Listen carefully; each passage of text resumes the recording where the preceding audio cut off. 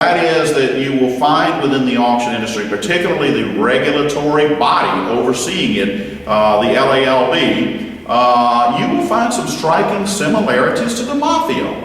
And what do I mean by that? Well, as anyone that knows anything about the Mafia knows, when you start revealing the secrets of the Mafia, the internal workings, the problems, you know, what they don't see it as problems, Mafia doesn't, because hey, that's just the way we do business. But he gets known as what's known as a rat, and I'm sure you know that once you become known as a rat, and trust me, I have been revealed as a Mafia rat from within the auction industry because of the transparency. This video camera has scared the living daylights out of some folk. They don't like this stuff being made so publicly available. And so they basically said, we are going to go after Robert Burns. He is a rat, and we are going to go after him with everything we have, even if what we have is virtually nothing. And so they did so. And so that is one similarity that this organization has to the Mafia. It is a striking similarity. When you reveal secrets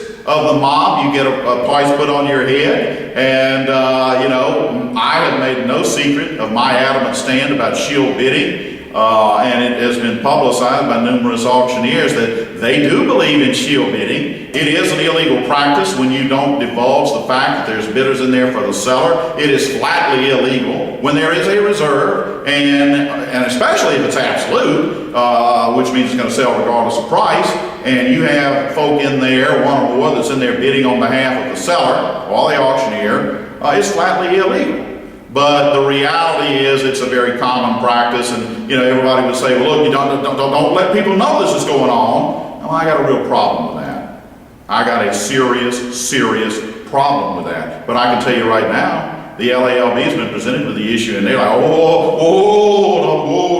no, we don't want to be talking about that, you know? I mean, and it's just, look, that's industry practice, okay? It's against the law, it's gonna be industry practice, so it's so rampant.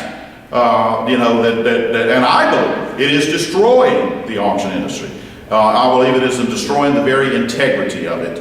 But there again, you know, that's another means by which you become a rat, exposing all of this. We're going to be exposing auctioneers that have made public statements about shield bidding. And to their credit, at least they didn't hide it. At least they weren't hypocrites.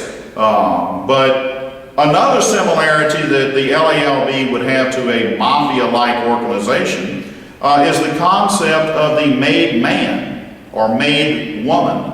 I'm sure everyone who's familiar with the Mafia would know that at some point you get established to be a made man, which means it's untouched. You can't go take them out. You can't touch them. You know, they have to be what's called sit down and all that.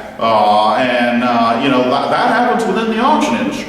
All right, and I'll give you a perfect example. Toward the end of 2011, you can go back and look at videos that we already have up on this website. May 2011, I don't know, July 2011, September 2011, maybe November 2011, repeatedly talking about Kathleen Sue White, a very small-time auctioneer who allegedly had some sales tax problems, at least according to the LALB's attorney, said the Calcasieu Parish wanted the LALB to do her for sales tax. Well, the board said, no, we're doing it. We're going after her. And I just casually said, well, gee, if there was an auctioneer who had a lawsuit filed for alleged non-payment of sales taxes, would the board be interested in that? And, you know, particularly one member, in particular, Greg Bordelon, specifically said that he would. And so electronically, I supplied a PDF copy of that lawsuit. It entailed Marvin Henderson in Livingston Parish about alleged unpaid sales taxes for which the Department of Revenue is suing him. Well, at the next board meeting, Mr. Bordelon, and it's November of 2011, the video's right there available, Mr. Bordelon said, well, you didn't tell me it was Marvin Henderson. And I just paused. I did respond to him immediately. I said, oh, it matters. So therein lies my introduction of the concept of a made man or a made woman. Likewise with Gene Vitos, that's the New Orleans Auction Gallery owner pre-bankruptcy. All of these problems going on, and yet it's been a year and a half, and the board has not seen fit to bring Ms. Vitos in for a hearing. Now they may, this is November 3rd. I have no idea what may happen in the November meeting. The time that I'm filming this, like I said, is November 3rd of 2012. I can tell you, however, that Ms. Anna Dow, and that's on video at that November meeting, said that Ms. Vitos is not sure she wants a hearing. Wow. Sounds a little like a made woman to me. Ms. Vitos is not sure she wants a hearing. Now, Ms. Dow portrayed that as being acceptable because the board chose, without the benefit of a hearing, to remove Gene Vitos' license, to not renew it for 2012. And so the theory being, well, she doesn't have a license, so, you know, we may very well not have a hearing. Well, in other words, what you're saying is Ms. Vitos would now be free to go to another state and apply for an auction license, and where the question asks, have you been disciplined in another licensing state's jurisdiction, she can truthfully answer that question, no, and go right on about her business. So for the LALB to take the approach that, well, she didn't have a license, so we don't know if we're going to file with a hearing. No, you need to get something on the record about these problems. Okay?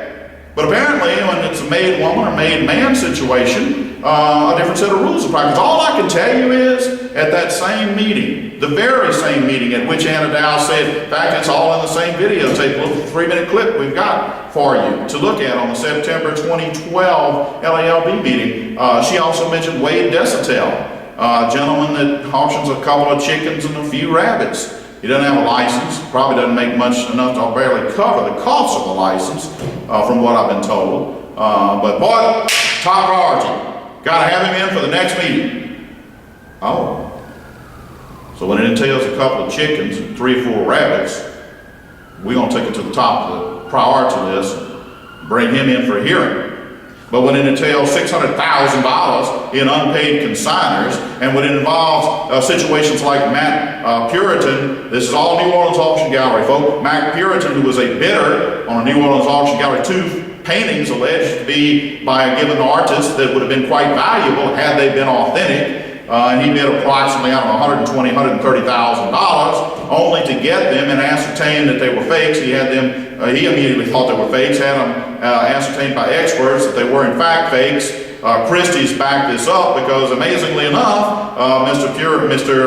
Mossad represents that the paintings arrived with Christie's rejection stickers on the back of them. Likewise, Mr. Danny Pun, I mentioned the 3 unsecured creditors who had gone in together by that unsecured creditors committee. It was Susan Prone, the now owner of New Orleans Auction Gallery, Mossad Puritan, I may be mispronouncing his last name, and Danny Pun. Danny Pun bid about $83,000 on a chicken blood stone, which is quite valuable if it's authentic within the Chinese community. However, unfortunately, the one that he bid on was far from authentic and only worth about $1,900. Now, all of this is going on, but yet it's not a high priority to bring Gene Vitos in. And that bankruptcy took place on April the 1st, 2011. We are now November 2012, a year and a half, and no big priority to deal with that. But boy, they sure put me on the agenda real fast, like, because you made one statement that was technically incorrect, even though the motion to disband the unsecured creditors committee was ultimately denied. But man, we're going to have the Super Bowl of hearings over that. But all of these unpaid consigners and these problems that these bidders were having, and that the firm was so insolvent it's not even funny. And this has been a